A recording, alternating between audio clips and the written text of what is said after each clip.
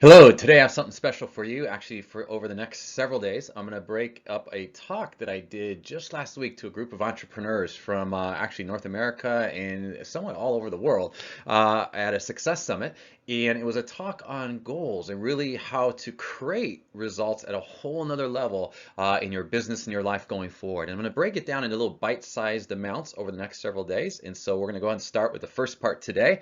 And I'm all ready to go here. I've got my wonderful peppermint essential oil diffusing in a wonderful diffuser here on my desk. I love the aroma and kind of the mood and what it creates. And so remember simple things that you can surround yourself with to really create an environment and a life you love. And let's begin. Here we go.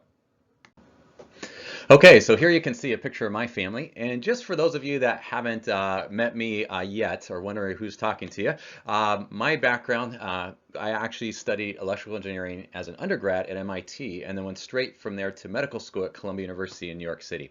Then I did a family practice residency in the greater Chicago area with the University of Illinois and a fellowship in mother-baby care, and then went into practice with a group of family physicians in the Chicago area who not only did family care, but specialized in physician-attended home birth.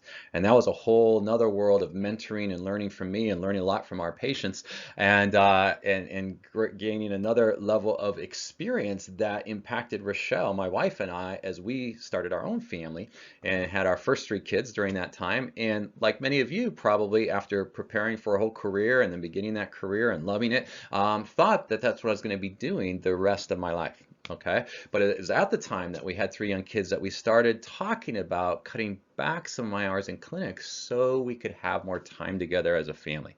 And after about 9 months of planning that, the opposite happened. Actually, all the physicians were called into the office and asked to start putting in more time every week just to keep the practice going because, unbeknownst to me, even though we were very busy seeing patients and delivering babies, reimbursements were already starting to go down with some of the changes that were happening in medicine even years ago. Okay, and that's when I first woke up to the fact as a young dad and a young doctor how not in control of my time I was. And it was kind of like, I remember it's like a dark cloud came over me that weekend because I really didn't know what I was going to do for my future as it was oppressive. It would have been different if there was a strategy in place, where we need to put a little extra time in to turn things around, but there wasn't any strategy in place. And that's where I started opening investment letters and looking at different things and starting to ask myself, not to leave medicine at that time, but ask myself, is there a way to create an independent source of revenue so I'm not completely dependent on whatever happens with my primary profession or my primary employment? Okay, how many of you have asked yourself a question like that at some point? And so really what I was looking for is something that would give me more decision-making power.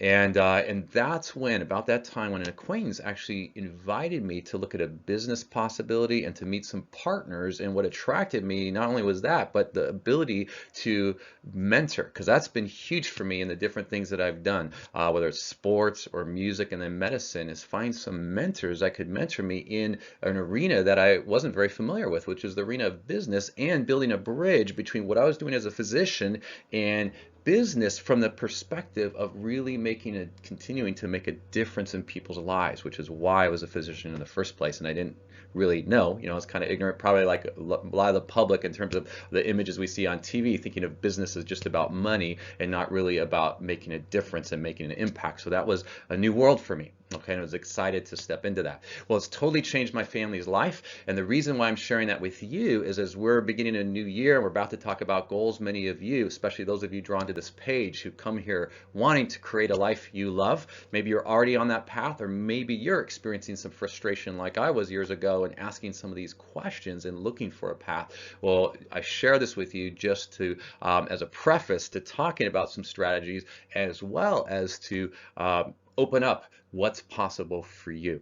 Okay, so in finding a different vehicle, finding some mentors, in finding actually a business that could allow me to build a revenue source that was independent of my primary profession has totally changed my family's life.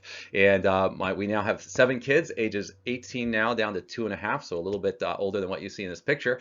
And my youngest 4 have never seen me leave the home to go to a regular office or regular job. Okay, and we now have relationships with people in different countries, including ones we had never been to before, and it's led to us, myself and a couple of my oldest daughters, getting to visit some of them in these other countries, and revenue that's pretty much coming in 24/7. In fact, in some sense, more coming in when we're sleeping than when we're awake, because of the relationships and the business that we've learned how to build. And again, what's exciting is it's not just what's changed for us, but the reason that's happened is we in turn have learned how to open up that possibility for others, for other moms and dads, professionals, young professionals, people who want to create more flexibility and freedom in their life, and learn and partner with us and learn how to do that. So that's been very rewarding and a great privilege, and exciting, because there are those kinds of possibilities available to you as well. So whether you already have your own vehicle and want some strategies to become more effective, or whether you're possibly transitioning or looking for a vehicle, I'm going to share some things with you over the next several days. And if you're wanting to connect more directly, or have any questions about what's shared in these videos, feel free to ask or comment in the comments below. And if you'd like to reach out to me more directly, you can visit me on my blog. There should be a link above or below, or on this page, and you can also click on an invitation to partner, which is a page on that blog, and I'll look forward to connecting with you. So with that said, let's continue on. So this next series, this next several days, is really about creating, as you see in the lower right hand corner here, a life and business you love. And we'll just take a few more minutes to give you a couple nuggets today, and then we'll keep this in bite-sized amounts each day going forward from here. And we're going to begin with really the conscious mind, okay, which the goals that we think of, usually that's initially with our conscious mind, but then we're going to get into some of the subconscious processes that can really make you more effective in creating the results and taking the actions and attracting those things that will create and manifest the goals that you're wanting to achieve. So with this first, what we usually think of with goals is we think of what is it that we want to achieve and when, okay, and that's the first step. And for what, I like to think of what as targets. Okay, it's like a target, something that you want to achieve. Maybe it's a new car. Maybe it's being able to pay for some extra things for your kids, or go on a special trip.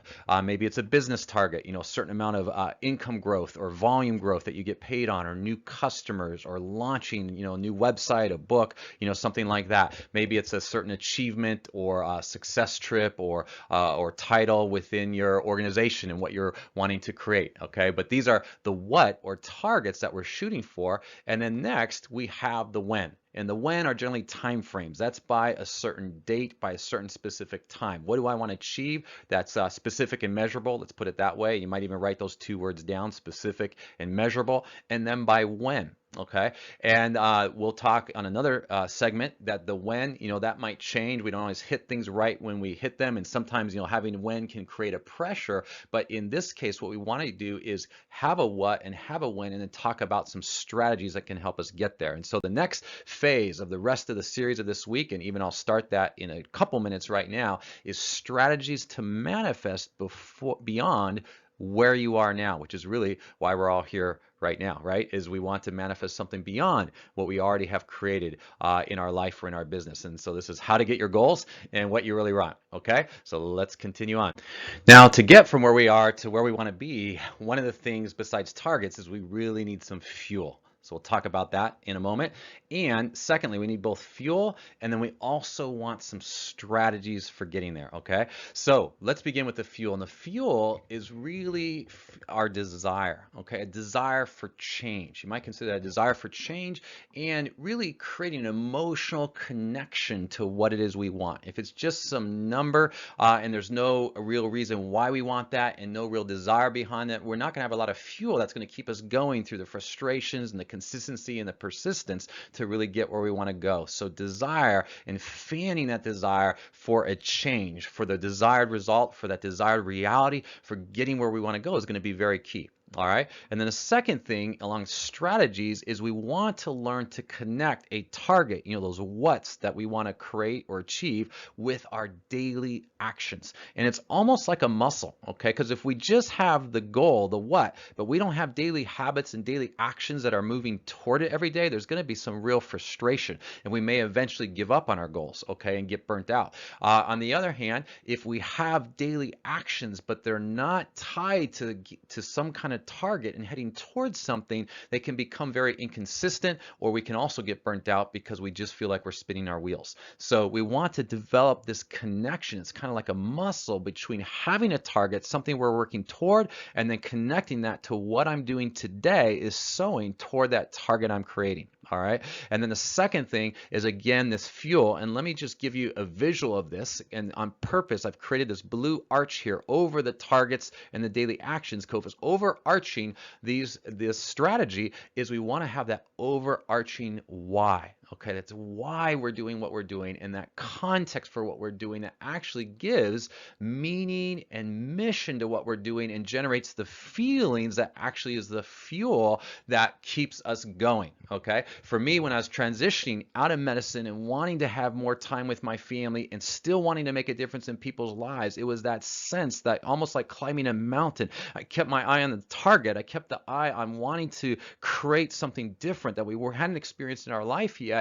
And that's what kept me going, and that actually helped me not to keep questioning, do I want to take another step? Because that burns a lot of fuel. Constantly questioning, do I want to take another step, burns a lot of fuel. Instead, I kept my eye on the target, which is another level of freedom and impact, a way to be free and continue to make a difference at the same time. And that desire and having the mentors and support around me allow me to keep stepping forward. So this is going to be very key, can kind of inform our discussions the next few days, is we're wanting to fan and fuel our that ability to get from where we are to where we're going with our desire for change and our overarching why that gives meaning and mission to what we're doing. Okay, and then we're going to talk also about some strategies to connect our daily actions with our targets. So I'll leave you with this image for today. Let me see, I might have one more picture, and here's again the circling of the why and how key that is.